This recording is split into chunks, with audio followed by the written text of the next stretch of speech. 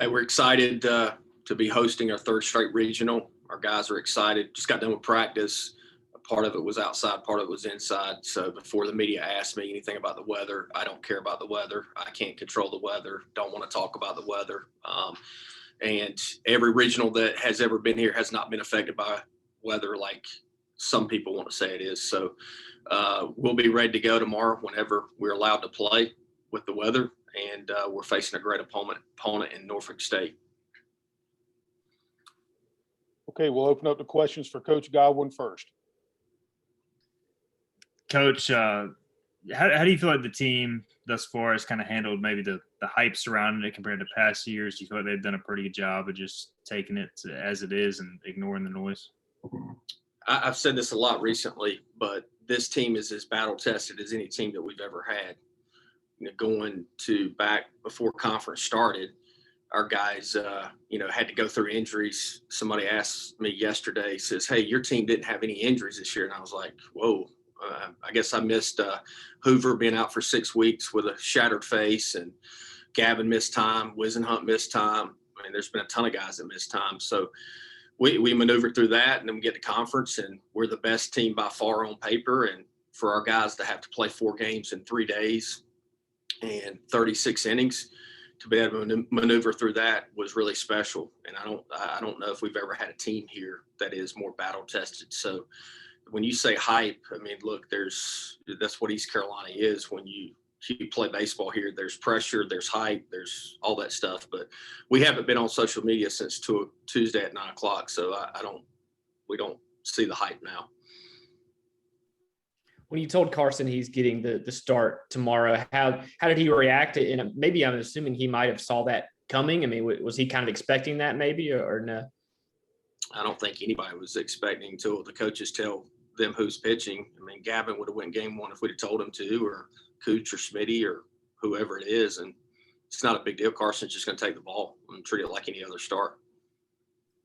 Coach, how does this team enter Friday's first game physically, and how much rest has this team been able to get over the course of the week, and what's your sense of it? We're in good spot. I think our guys are as healthy as we can be. Bryson's still a little dinged up from going into the wall, but I'd bet my house that he'll be able to play tomorrow in some capacity. So, he doesn't feel great, but look, he knows that he wants to play, and he will Max an unbelievable job, and also our doctors just getting him to feel better throughout the week. Cliff, when scouting Norfolk State this week, what have you seen from that team, and what areas do you think they excel in? Tyler, I hadn't scouted them at all yet. I'm going to look at some stuff this afternoon. I know the guys got really good numbers that we're going to face in Deloach, and they've stole a lot of bases. Look, they wouldn't be here if they weren't a quality opponent. So I'll look more in depth at the pitching this afternoon and tomorrow morning early. But I know they're a great team. Coach, what was the discussion like with Coach Dietrich about who's going to start the first game, and how did you guys come up with Carson starting? I don't think you guys should make it bigger than what it is you put yourself in a position to win the regional. I mean, that's what, when you host a regional or you go on the road, just like we did in 15, we knew that Reed Love probably gave us the best chance to beat Miami. Now, we lost game 1 against Columbia, so Reed had to pitch against FIU, and we ended up losing that game. But still, that put us in the best chance to possibly win the regional. And that's the discussions that we have had as a coaching staff. Regardless of really the team or whether it's a starter, reliever, whatever it is, I mean, how important is the first game for all 4 teams, to not drop immediately kind of into that loser's bracket, and then things get a little wonky for any teams? How important is just the first game to get started right? Well, it's easier if you win. I mean, look, in 19 we lost and still won the regional. I think you put out there at some point in time this week that what is ECU, like 2-6 or something in openers of regional play? I don't want to fact check that because I really wasn't reading it too closely, to be honest with you, Ronnie. It was 2-4 in the last 6. 2 and 4. Two of those losses were definitely before you. So I think you're 2-1.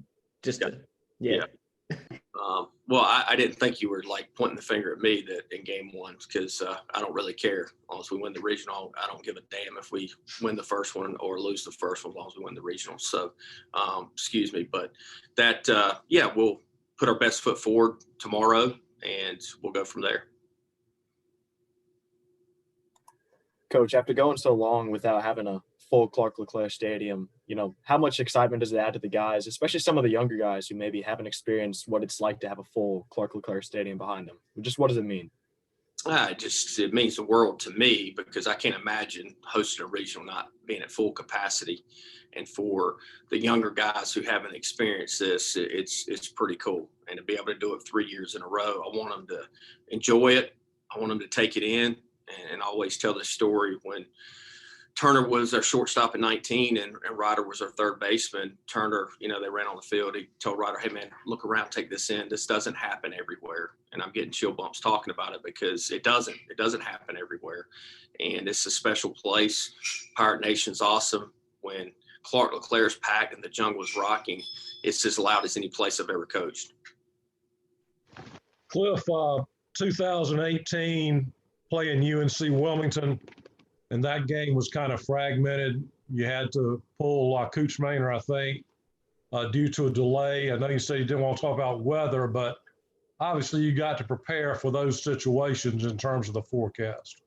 Well, I'm not going to talk about weather, but it was Agnos, that started against UNCW, and Agnos obviously had a professional career in front of him, just as I protect Gavin when he walks in the door, and goes, hey, I got an inning today after he started, 2 days ago. I mean, that's our job as coaches, to put our guys in the best situation to have long lasting careers in professional baseball. So look, you can't control the weather. Every team has to deal with the same thing. It's not like we get affected by the weather more than another team. It is what it is. So yeah, we were up 5-0 when the weather delay, or up 3-0, then we scored 2. We were up 5-0, but we were not going to run Agnos back out there after over an hour and a half delay.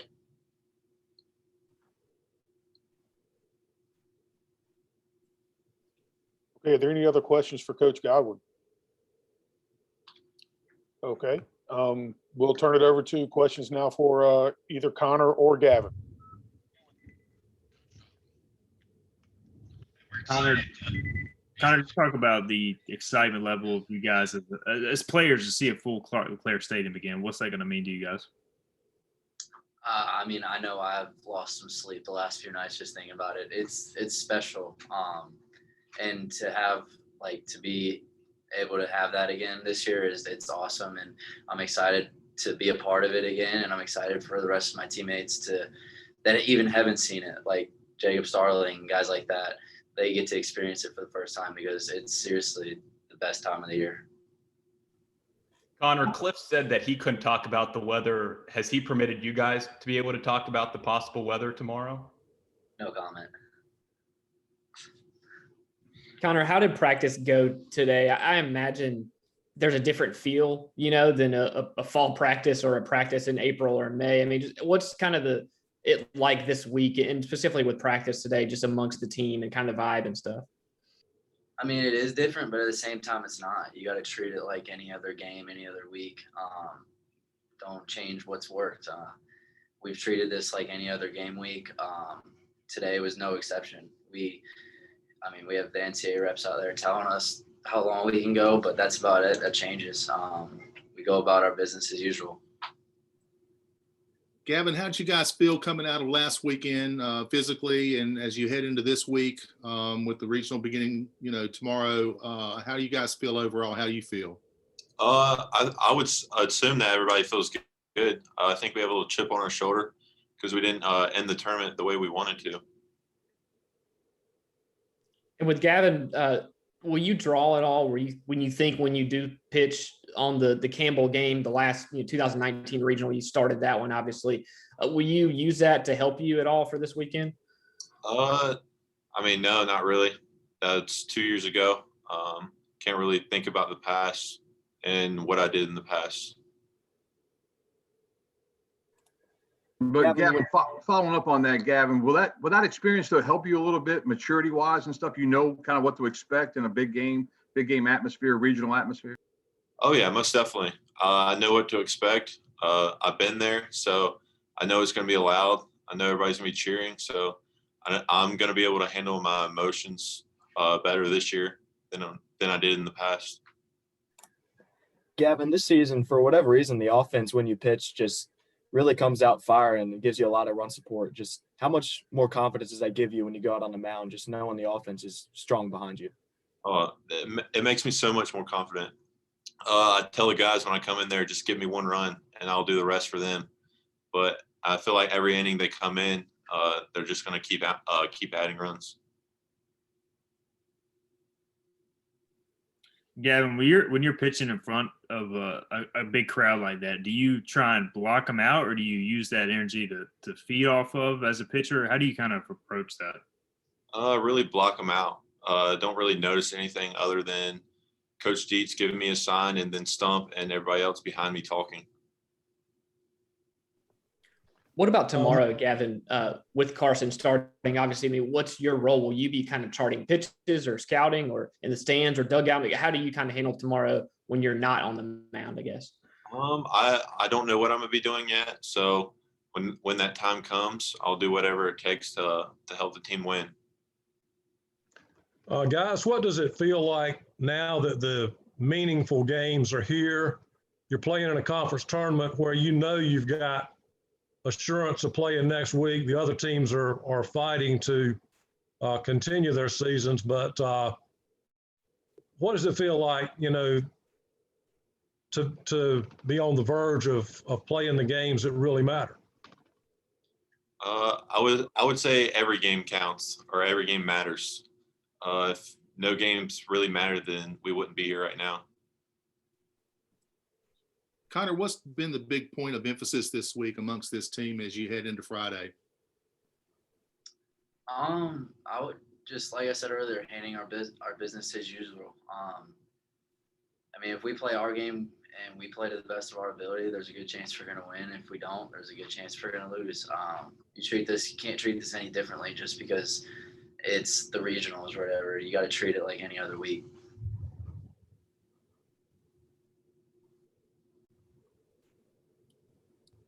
Okay, any other questions for the players?